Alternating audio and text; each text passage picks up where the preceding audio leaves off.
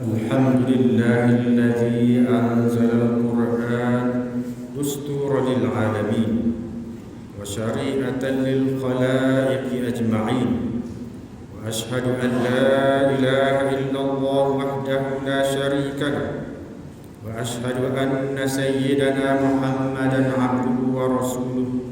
اللهم صل وسلم على النبي الهاشمي محمد وعلى آله وسلم تسليما كثيرا. أما بعد، فيا عباد الله اتقوا الله حق تقاته ولا تموتن إلا وأنتم مسلمون. Ikhwanil muslimin, marilah sama-sama kita bertakwa kepada Allah Subhanahu wa taala dengan sebenar-benar takwa, kerana takwalah akan menjadi bekal yang sangat berguna ketika hari yang tidak lagi berguna harta, anak dan keluarga kecuali takwa dan amal saleh. Al-Quran yang diturunkan lebih daripada 1400 tahun yang lampau dan mengandungi 6236 ayat itu adalah panduan dalam aspek akidah dan keimanan, syariat dan ibadah, akhlak dan penyucian hati. Nabi Muhammad sallallahu alaihi wasallam yang menerima wahyu melalui malaikat Jibril alaihissalam telah menyampaikannya kepada para sahabat radhiyallahu anhum yang meliputi bacaan, pengertian dan maknanya. Dalam kalangan sahabat ada yang menghafal dan menulis ayat-ayat tersebut. Demikian para sahabat radhiyallahu anhum mengajarkan pula Al-Quran kepada para tabi'in. Demikianlah Al-Quran disampaikan dari satu generasi kepada generasi berikutnya dan disebarkan ke seluruh pelosok alam. Jelasnya, Al-Quran adalah merupakan petunjuk yang akan memandu hidup manusia. Namun, tidak mungkin seseorang mendapat petunjuk Al-Quran sekiranya dia tidak mendekati Al-Quran sebagaimana para sahabat dan salafus salih mendampingi Al-Quran. Al-Quran adalah kitab mukjizat. Bahasa dan susunan ayat serta kalimahnya dikagumi ahli bahasa dan sastrawan. Para pengkaji yang mengkaji Al-Quran pasti menemui ilmu-ilmu di dalam Al-Quran. Para saintis mengakui akan kebenaran teori saintis dalam Al-Quran. Para ahli matematik menemui ketepatan formula-formula matematik di dalam Al-Quran.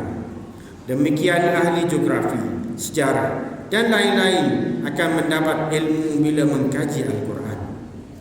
Dalam hal ini, Jalaluddin Ar-Rumi telah mengungkapkan, jika kamu memandang Al-Quran dengan pandangan mata, kamu akan melihat huruf-huruf. Jika kamu memandang Al-Quran dengan pandangan akal, kamu akan melihat ilmu pengetahuan.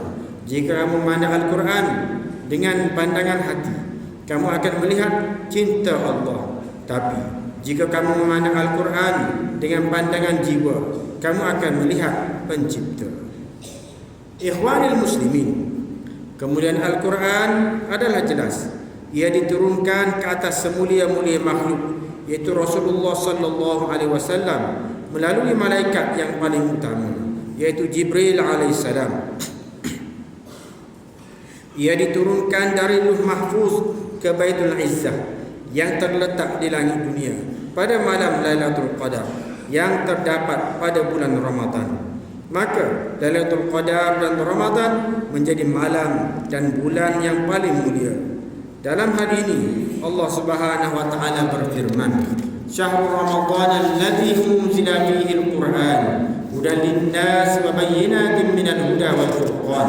Artinya, pada bulan Ramadan yang diturunkan padanya Al-Quran sebagai petunjuk kepada manusia dan penjelasan-penjelasan mengenai petunjuk itu dan pembeza antara yang hak dan yang batil. Surah Al-Baqarah ayat 185. Insan yang selalu mendampingi dan berinteraksi dengan Al-Quran adalah merupakan insan yang mulia. Banyak kisah orang yang sentiasa mendampingi Al-Quran telah dimuliakan oleh Allah kerana berkat kemuliaan Al-Quran, bukan sahaja di akhirat tetapi di dunia lagi. Salah seorang daripada mereka ialah Imam Nafi' al-Madani yang merupakan imam qiraat di Madinah. Beliau diriwayat telah mempelajari Al-Quran lebih daripada 70 orang guru. Syekh Abdul Fattah Al-Qadhi menukilkan apabila Imam Nafi' berbicara, mulutnya akan berbau wangi.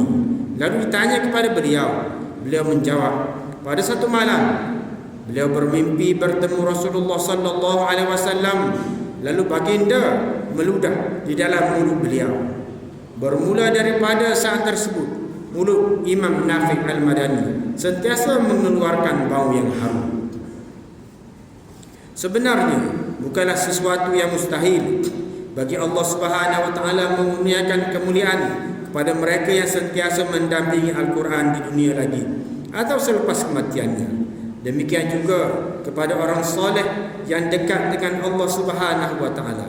Justru marilah kita mendampingi dan berinteraksi dengan Al-Quran dengan melazimi membaca Al-Quran secara tepat dengan hukum tajwid, berusaha memahami ayat-ayatnya dan mempraktikkan suruhan dan kehendak Allah Subhanahu wa taala yang terkandung di dalam Al-Quranul Karim.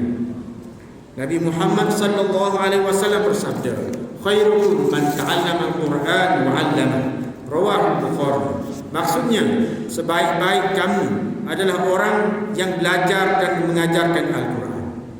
Ikhwanil muslimin, pada hari ini kemudahan untuk mereka yang ingin mendampingi Al-Quran dan berinteraksi dengannya adalah sangat mudah dan banyak.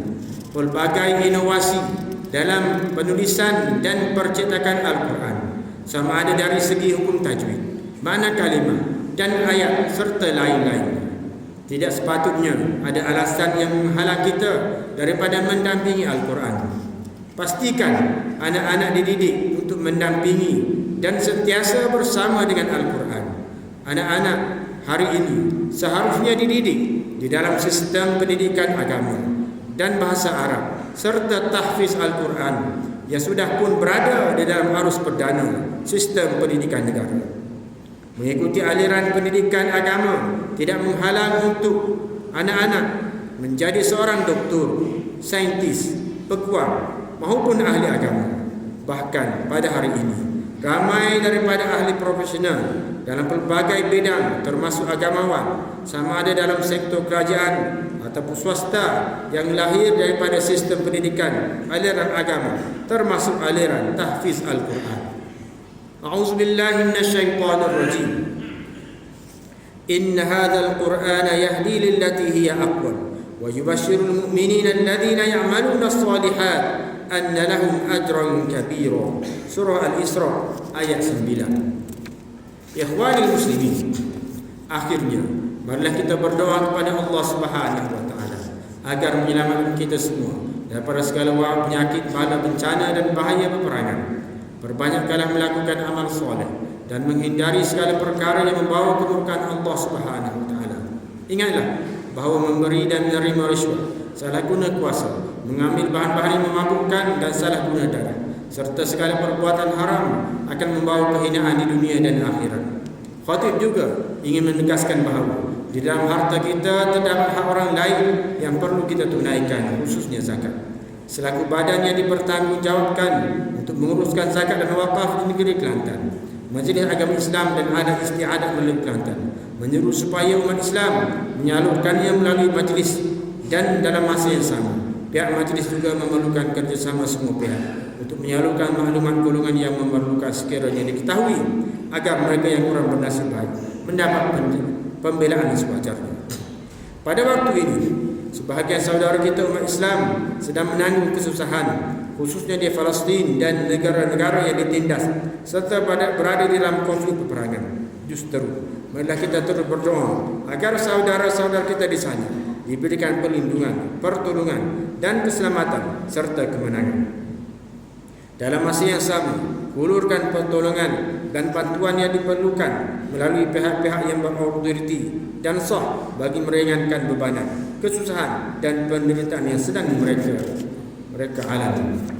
Barakallahu li wa lakum fil Qur'anil azim ونفعني وإياكم بما فيه من الآيات والذكر الحكيم وتقبل مني ومنكم تلاوته إنه هو السميع العليم. أقول قولي هذا وأستغفر الله لي ولكم ولجميع المسلمين والمسلمات والمؤمنين والمؤمنات فاستغفروه فيا فوز المستغفرين ويا نجاة التائبين.